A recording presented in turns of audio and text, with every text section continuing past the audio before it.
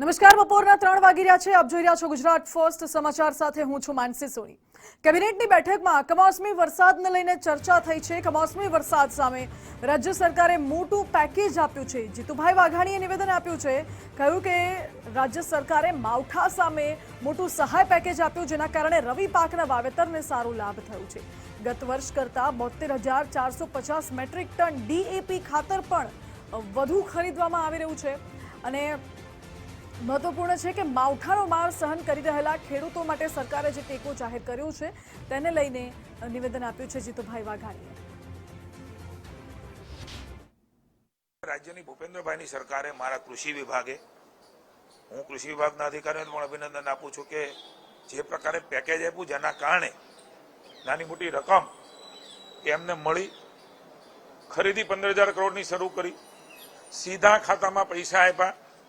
આ ઐતિહાસિક નિર્ણય પણ પહેલી વખત આપ સૌના માધ્યમ દ્વારા હું કહું છું, ભૂતકાળમાં ક્યારેય કોઈ દેશમાં કોઈ રાજ્યમાં થયો હોય એ પ્રકારે ખરીદીને એના ખાતામાં પૈસા, એમના કારણે મને જણાવતા આનંદ થાય છે.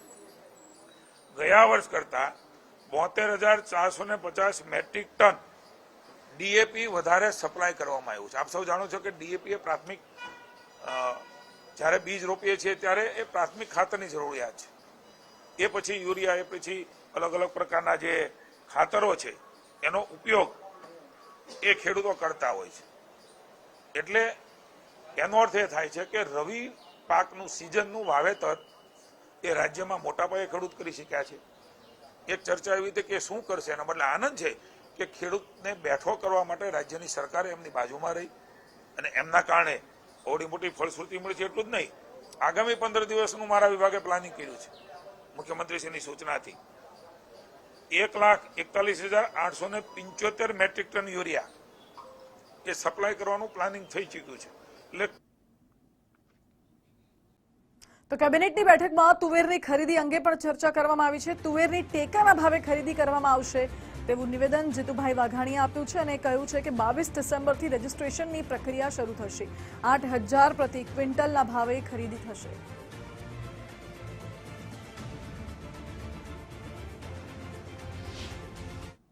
તુવેરો એ હવે પાકવાની છે ત્યારે 8,000 પ્રતિ ક્વિન્ટલ એ ભાવ ભારત સરકારે જાહેર કર્યો છે. ખેડૂતને સપોર્ટ મળે એટલે સપોર્ટ પ્રાઇસ એ કેન્દ્ર સરકારમાંની નરેન્દ્રભાઈના માર્ગદર્શન નીચે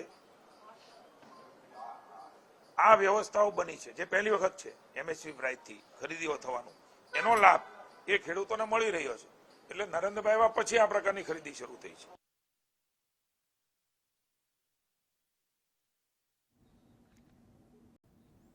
તો કેબિનેટની બેઠકમાં વાઇબ્રન્ટ ગુજરાતને લઈને પણ ચર્ચા થઈ. 10 જાન્યુઆરીથી રિજનલ વાઇબ્રન્ટ ગુજરાત સમિટ મળવાની છે. રિજનલ વાઇબ્રન્ટ સમિટ અંગે સીએમ ભૂપેન્દ્રભાઈ પટેલે રિવ્યુ કર્યું. ઘણી જાહેરાતની અમલવારી માટે વિલંબ થાય છે તેવું નિવેદન જીતુભાઈ વાઘાણીએ આપ્યું છે. અને જાણકારી છે કે સીએમએ જાહેર નિર્ણયની અમલવારી જલ્દી થાય તે અંગે સૂચનાઓ આપી છે. વિભાગો વચ્ચે સંકલનની પણ સૂચના સીએમ દ્વારા આપવામાં આવી છે તેવું નિવેદન જીતુભાઈ વાઘાણીએ આપ્યું. ગુજરાત રિજિયોનલ સમિટનું પણ રિવ્યુ કરવામાં આવ્યો છે. 10 જાન્યુઆરીથી રાજકોટ ખાતે આ તમામ વ્યવસ્થાઓ બની રહી છે. ખાસ મુખ્યમંત્રીશ્રીએ આજે સૂચના આપી છે. આપણા પણ ધ્યાનમાં છે કે અલગ અલગ વિભાગો દ્વારા અલગ અલગ નિર્ણયો અને જાહેરાતો થાય છે.